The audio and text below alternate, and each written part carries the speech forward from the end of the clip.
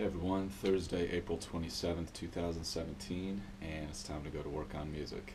Today's going to be an awesome day. We're going to do some online classes as usual, talking about some algorithmic composition. I'm excited.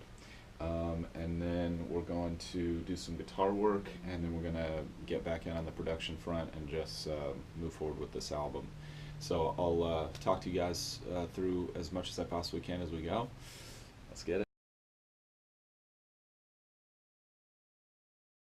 Alright, getting into the algorithmic composition section of the music technology class. Super cool. I'm really excited. I feel like it's going to be a great avenue for me to get back to some of my programming and technology roots, which, is obviously evident in the way I make music, but I'm excited to take that to the next level. I think it's been a long time coming. And he's sort of just introducing the idea of algorithmic composition, why you might do it. And it's similar to the reasons people would use computer technology in a lot of different situations, which is just to automate repetitive tasks, such as like programming a 100 bar drum loop that varies itself every 4 bars or something, or puts a randomly generated fill in every 4 bars or something like that. If you're that type of composer, that could make a lot of sense because it'd be really tedious to do that by hand. So what an algorithm is basically a set of instructions for how to do something. So think of like a recipe for baking cookies. It's like blend the flour and water, and then add the egg or whatever, that kind of stuff. Or think of a flow chart, that type of idea.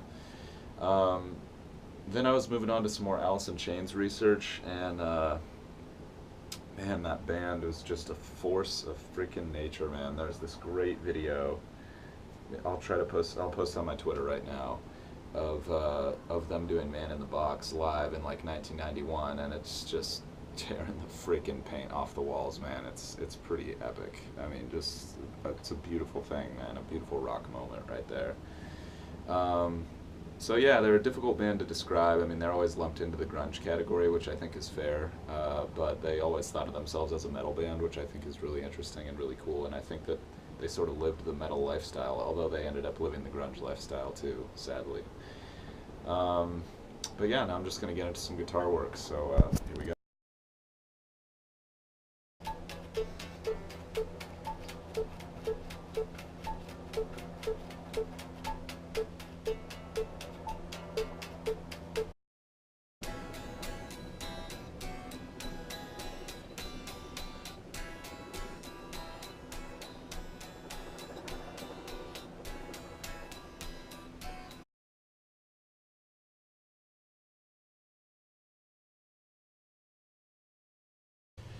Alright guys, end of an awesome session. Getting back in the groove, it feels great. So I told you about the online classes, then I got into some guitar work, just making sure I'm reviewing some of the lessons from the Musicism online guitar class. So I was going through the power chord exercise, which I showed you, which is still not that tight at 120 BPM, so I think I should probably slow it down to like 110 or 115 and then just work it up really, really slowly, like 1 BPM at a time. That's what I'm going to do. And then started working through just speeding up the major chord changes and stuff, kind of pushing myself a little bit there. And it's really working. I'm getting a lot better and tighter and more fluid at going back and forth between those chord shapes, which is awesome.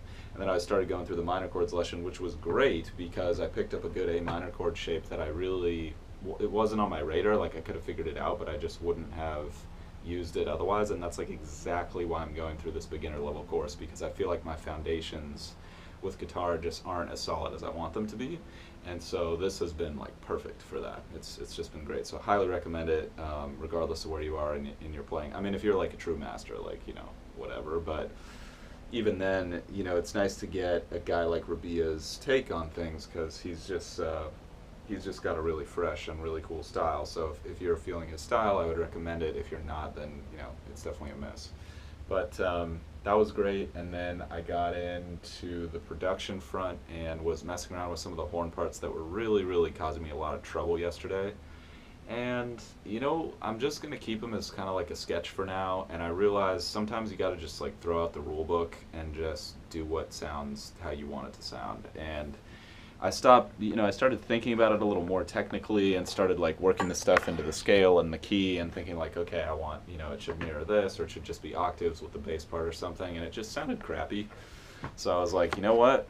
I just I just got to go on sound on this one and just use my ears. So I just started messing around with it, moving around the notes. And that's the beautiful thing about MIDI is you can just very visually, you can move it up and down the scale, you can change the note length, you can change the velocity. I mean, it just, you can dial it in without having to have a bunch of people there and like coaching them through it, which would be awesome. I mean, if I wanted to spend that much money right now and get in a real studio with a bunch of real horn players and try to like, tell them what to play, like that would definitely be the best possible way of doing this. But I think that that's just a touch beyond where I am right now in terms of like how much money I want to spend on this, and I want to have more control, and I want to be able to change things a month from now without like rebooking a session, if that makes sense. I think that's really like the main thing. So that was great. It actually is sounding better today than it was yesterday, which I'm happy about. And you know what I'm going to do is just kind of leave it as a sketch for now, and then I'll come back and over time just start to dial it in and come up with new parts. But I really just want to get some momentum, start getting deeper into the track, because I've been sort of caught